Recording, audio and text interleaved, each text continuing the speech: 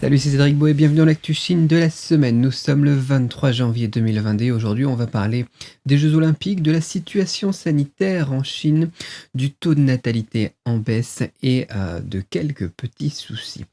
Alors, on va attaquer ça tout de suite.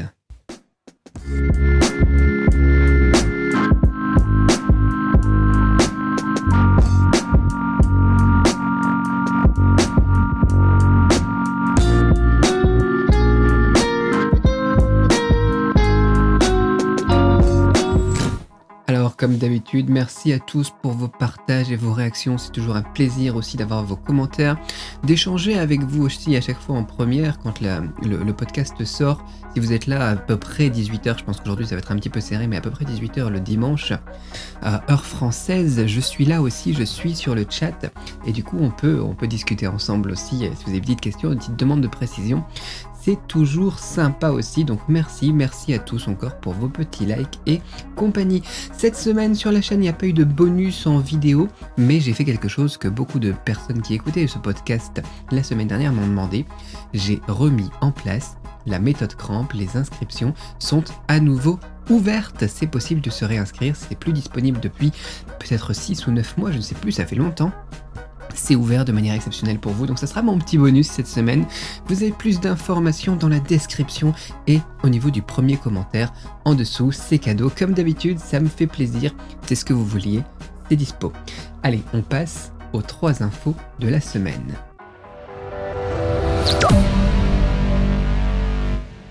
Premier sujet, la politisation des Jeux Olympiques. Alors là, c'est quelque chose que j'ai pu voir dans les news, c'est quelque chose que j'ai pu voir en regardant aussi un petit peu la télévision quand ça m'arrive malheureusement.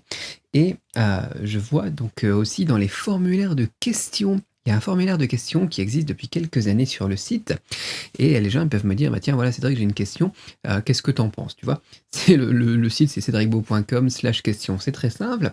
Et donc il y a des gens qui utilisent ça et puis là, j'ai eu plusieurs fois en fait une question qui est revenue sur les Ouïghours et puis pas mal de sujets comme ça, géopolitique plutôt négatif sur la Chine. Je me suis dit c'est bizarre, il se passe quelque chose et on a toute une campagne de dénigrement de la Chine qui reprend cette semaine. On n'avait pas beaucoup de news sur la Chine ces dernières semaines, mais alors là, avec l'approche des Jeux Olympiques qui arrivent, c'est hallucinant de voir tous les articles de presse occidentale qui commencent par, tu vois, on ouvre les guillemets, tu vois, à quelques jours de l'ouverture des Jeux Olympiques d'hiver de Pékin, et c'est parti. Et là, on balance tout ce qu'on peut. Les manœuvres militaires entre Chine, Russie, Iran, le travail forcé des Ouïghours, des résolutions devant l'Union européenne, à l'Assemblée, je ne sais plus c'était quoi aussi au niveau du Parlement ou de l'Assemblée en France, vous me direz dans les commentaires. C'est juste hallucinant. Ça fait penser au JO de Pékin, en fait, la dernière fois aussi, c'était plus un événement sportif, en fait. Les Jeux Olympiques, c'est même plus un événement sportif, à chaque fois, c'est un événement politique, un événement géopolitique. Surtout quand ça touche un pays, du coup, que la clique occidentale n'apprécie pas trop. Donc voilà, si on a la Chine, si on a la Russie, si on a des trucs comme ça, forcément, au final, cet événement sportif international qui est quelque chose que j'aime beaucoup, moi, les Jeux Olympiques, enfin que j'aimais beaucoup du coup, ça devient une arme géopolitique, une arme politique. On utilise cet esprit du sport, cet esprit de communauté, etc. pour s'en mettre sur la gueule, si vous me permettez l'expression. Et du coup, nous autres occidentaux qui sommes fans de la Chine, ou en tout cas qui essayons d'avoir une vision objective. Moi, je suis pas particulièrement en fait fan de la Chine, ni de la France, ni de la Thaïlande, etc. Tu vois, chaque pays a ses avantages et ses inconvénients, quoi. Mais du coup, quand tu vas aller relever ça, c'est bon, on va dire que tu es un gars qui travaille pour la Chine, tu es forcément payé par la Chine, par le gouvernement chinois, tu fais partie des Wumao, etc. Enfin bon, voilà, c'est juste triste. Et donc voilà, l'info c'est ça, c'est que vous risquez d'y avoir beaucoup droit ces jours-ci et ces semaines-ci, justement, entre le 4 et le 20 février, c'est les Jeux Olympiques d'hiver, donc de Pékin. Et ça risque de vous d'influer un petit peu sur votre quotidien parce que si vous avez l'habitude de vous intéresser à la Chine, aux Chinois, etc., eh bien, vous risquez d'avoir beaucoup de questions sur pas mal de trucs qui sont à connotation négative du coup vers la Chine. Et c'est un petit peu malheureux. Donc voilà, c'est pas une actualité en soi. Enfin si, l'actualité c'est ça, c'est que actuellement on a une grosse politisation des Jeux Olympiques, une grosse utilisation à des fins de propagande occidentale, donc des Jeux Olympiques de Chine, les Jeux Olympiques d'hiver de Pékin. C'est malheureux, mais c'est pas étonnant pour autant. On en profite du coup puisqu'ils arrivent, ces Jeux olympiques, on est à quoi? 10-12 jours, hein, vu que c'est le 4 février, on est le 23 janvier, on va dire que c'est à peu près 12 jours. Allez, au hasard. 10 jours. Attends, 23? 10 jours? Non? Enfin bon, on s'en fout. Alors, à 10 jours des Jeux, la stratégie chinoise zéro Covid, c'est pas trop ça. On en parlait la semaine dernière que c'était pas trop ça, que c'était difficile avec Xi'an qui avait été sous confinement pour plus d'une dizaine de millions de personnes, avec toute la ville de Tianjin aussi pour plus d'une dizaine de millions de personnes qui avaient été testées. Et là, ils sont en train de tester un quartier entier de Pékin à 2 millions de personnes, je crois. C'est pas très très très positif de ce côté-là. On a aussi le loto des billets d'avion. Je ne sais plus qui est-ce qui a utilisé cette expression. Je crois que je l'ai vu sur Instagram, peut-être de quelqu'un qui est intéressé par la Chine et que je suis. Je suis pas beaucoup de personnes, donc je sais plus c'est qui. Je vais pas le dire au hasard. Mais bon, voilà, le loto, c'est le loto. Voilà, les billets d'avion, c'est le loto. Tu sais pas en fait si ton vol il va partir ou pas. Non seulement donc on a plein d'annulations de vols à cause justement du Covid. En plus, il y a la règle chinoise qui est que si tu as 5 personnes, plus de 5 personnes qui sont testées positives au Covid dans un vol, les vols de cette compagnie sont annulés. Donc on a beaucoup de compagnies américaines aussi qui ont été annulées. Les Américains, puisque leurs compagnies elles ont été annulées, ils ont aussi annulé des compagnies chinoises parce qu'ils trouvent que c'est pas juste, alors que bon là les règles sont claires quand même. Mais bon voilà, c'est pas grave. Et du coup, on a de moins en moins d'avions, c'est de plus en plus cher, et c'est de plus en plus difficile du coup de partir vers la Chine. Donc si vous aviez un voyage de prévu prochainement, je vous souhaite beaucoup de courage. Grosse actualité de ce côté-là, c'est pas terrible en ce moment pour voyager vers la Chine.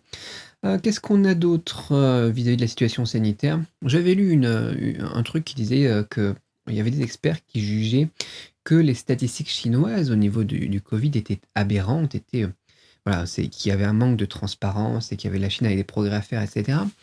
J'ai envie de dire oui et non. Donc certainement, comme la plupart des gouvernements du monde, de toute façon, je pense que les chiffres ont été minimisés et qu'il y a une grosse manipulation des chiffres. Donc on le sait, c'est pareil pour le Covid, c'est pareil quand il y a des manifestations ou des grèves, c'est pareil quand voilà, les gouvernements, forcément, ils vont prendre les chiffres qui leur collent un petit peu plus à leur propagande. Voilà, c'est pas propre à la Chine, c'est normal.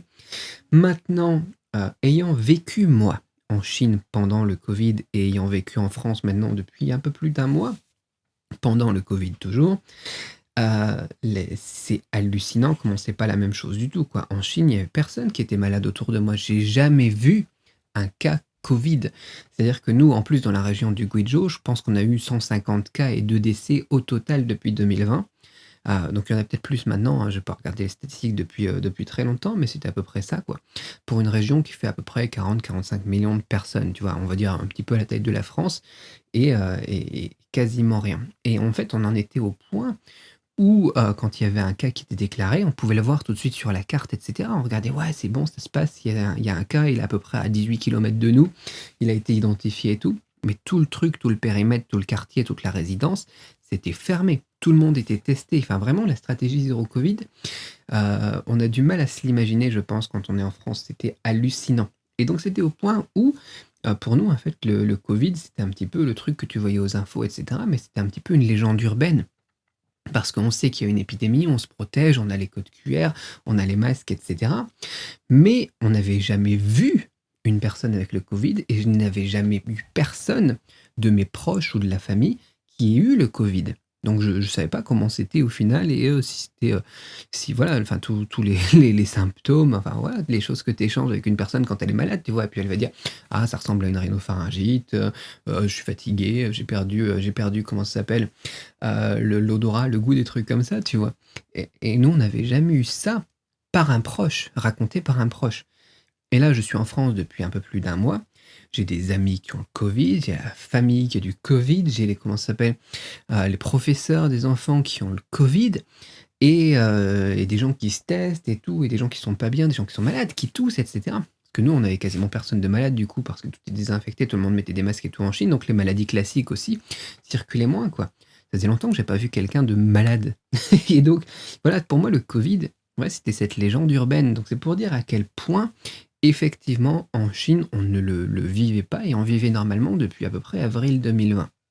Donc maintenant, ça change un petit peu avec Omicron, mais c'est hallucinant. Ouais. Je pense que je suis d'accord sur l'idée que les chiffres ne sont pas corrects, mais je suis quand même très convaincu que la Chine a très très très bien géré et contrôlé en tout cas les variants jusqu'à Omicron maintenant. Et pour Omicron, on va surveiller, hein, c'est le début en Chine, ça commence. Je crois que le premier cas c'était le 11 janvier, je ne sais pas si je l'ai dans mes notes ici. Mais du coup, je ne saurais pas le confirmer. Ça doit être entre le 11 et le 15 janvier, le premier cas en Chine détecté d'Omicron. Et on va voir maintenant comment est-ce que ça avance, comment est-ce que ça évolue, la situation épidémique avec ce nouveau variant. Ça m'étonnerait pas que ça soit un petit peu plus difficile à gérer, donc parce que là, ça panique quand même un petit peu. Mais je reste relativement confiant heu, vis-à-vis de ça. Alors après, voilà, on va voir si Omicron effectivement permet de passer à un statut endémique et ça va relever un petit peu lever un petit peu le pied vis-à-vis de tout ce qui est restrictions, voyages et compagnie en Chine. Mais en Chine, enfin, on les connaît quoi, au niveau, analyse, prudence et cetera. Ils sont quand même assez balèzes, donc ça m'étonnerait pas que même si la pression se relâche, ça se relâche moins vite que ce qu'on peut voir actuellement en Angleterre ou en Irlande ou en Espagne. Voilà pour la situation. Qu'est-ce qu'on pourrait dire encore sur la situation sanitaire? Parce que c'est quelque chose qui est très important quand même en ce moment. C'est point positif, le taux de vaccination en Chine est supérieur à 85 et ils avaient parlé, voilà, de 80-90 on va dire un peu plus de 80 à la base, justement pour relever, les restrictions sanitaires et compagnie en Chine. Donc là, on est à 85. C'est aussi un point positif qui va éventuellement vers une fin de tout ce qui nous est tombé dessus depuis 24 mois, là, depuis à peu près 2 ans. Voilà, quelque chose que je ne comprends pas par contre, petit point très rapide vis-à-vis de la situation sanitaire, c'est pourquoi est-ce qu'ils désinfectent le courrier qui vient de l'international? Je me demande si ça peut un petit peu de la propagande quand même parce que les analyses et les études, elles ont été faites pour la tenue justement du Covid sur du papier, du carton, du plastique, des choses comme ça. Et là, ils se remettent à désinfecter tout le courrier qui vient de l'international suite à une lettre qui a été reçue du Canada sur laquelle ils ont détecté du Covid. Je pense que ça, c'est un petit peu bizarre. Dites-moi ce que vous en pensez, vous, dans les commentaires, toujours. Ça me paraît un petit peu bizarre, je ne pense que ça ne fait pas de sens quand même de recommencer à désinfecter tous les courriers et à mettre de la javel partout dans les rues comme on a pu le voir à un moment. Je suis d'accord, tu vois, quand tu fais les pièces, communes d'une résidence, tu vois, l'ascenseur avec les boutons, les choses comme ça. Mais, la javel dans les rues ou désinfecter tout le courrier qui vient de l'international et qui date de plus de quelques jours, par exemple, vis-à-vis de tout ce qu'on a comme connaissance actuellement sur la tenue du virus sur les différentes surfaces. Dites-moi ce que vous en pensez, mais moi ça me paraît un petit peu bizarre ça. Voilà pour la situation sanitaire.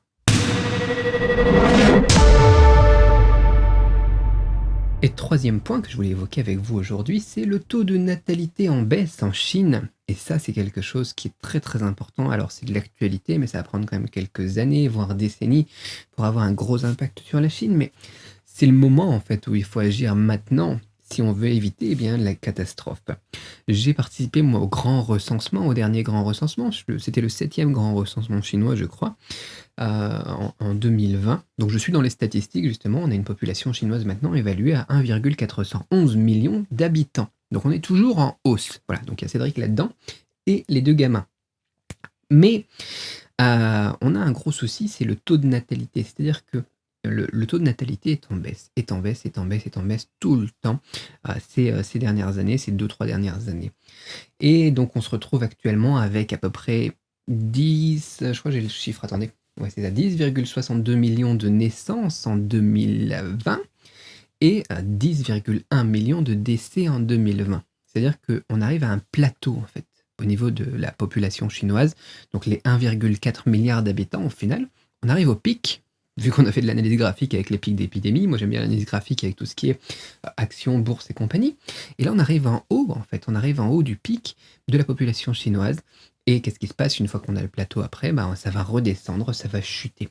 Et ça, à première vue, la chute, à voir la courbe actuellement du taux de naissance, la chute doit être assez violente, beaucoup plus violente que prévu. Je sais pas si vous aviez vu le film Les Chinois à Paris quand vous étiez plus jeune, ça date quand même de quelques dizaines d'années, c'est même C'est même pas de ma génération, c'est la génération d'avant et c'est un truc qui date, c'est de Jean-Yann. Je sais plus ça date de quand exactement, mais années 60, 50, 50, 60, 70, pas plus je pense.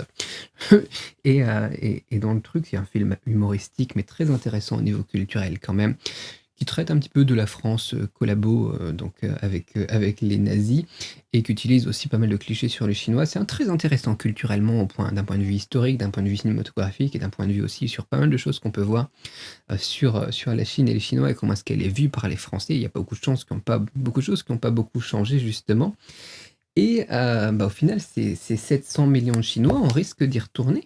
On risque d'y retomber, on risque de perdre la moitié de la population chinoise. Et prenez une minute juste pour réfléchir à ça, mais qu'est-ce que ça va impacter? Après toutes ces années de politique de l'enfant unique, qu'est-ce qui va se passer?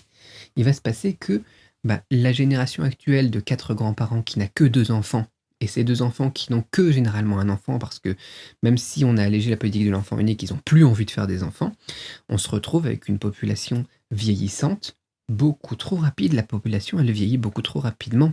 Et il y a personne, il y a qu'un huitième de la population, du coup, pour supporter ces 2 parents et ces 4 grands-parents. Ça fait même pas un huitième, attends. 2 parents, 4 grands-parents, et on a un enfant, quoi. Un septième. Non, mais c'est de la folie. C'était 1974, on me dit, les Chinois à Paris. C'est Ça va être très dur. Ça va être très, très dur. Alors bien évidemment, les Chinois vivent plus longtemps maintenant, ils peuvent travailler plus longtemps et cetera, un petit peu comme, dans tous les pays du monde, mais on se retrouve avec un gros souci, quoi.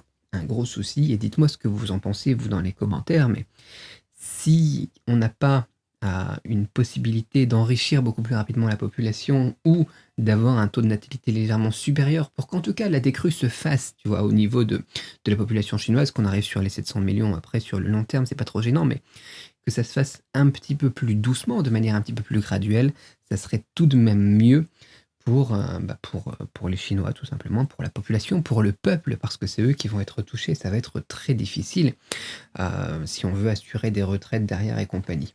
Voilà, donc dites-moi ce que vous en pensez, mais c'est chaud. Ouais, c'est chaud, on le voit là, c'est serré et la baisse de la natalité est beaucoup trop rapide. Voilà pour cette troisième news. Dites-moi ce que vous en pensez. Et puis voilà, on se dit, que voilà, on continue la discussion dans les commentaires. Réagissez, partagez, ça fait super plaisir aussi quand je vois des gens qui partagent, tu vois, sur Facebook, sur Twitter et compagnie. Merci beaucoup et encore une fois, vous avez un bonus cette semaine, c'est le retour de la méthode Cran pour apprendre le chinois si c'est quelque chose qui vous intéresse. C'est une méthode qui date déjà d'une dizaine d'années et c'est celle qui m'a valu le plus de succès, celle qui a fait mon succès, j'ai envie de dire entre guillemets aussi au niveau de l'apprentissage du chinois et compagnie. Vous avez ça dans la description avec une offre spéciale. Je vous laisse regarder. Allez, je compte sur vous pour les partages et à la semaine prochaine.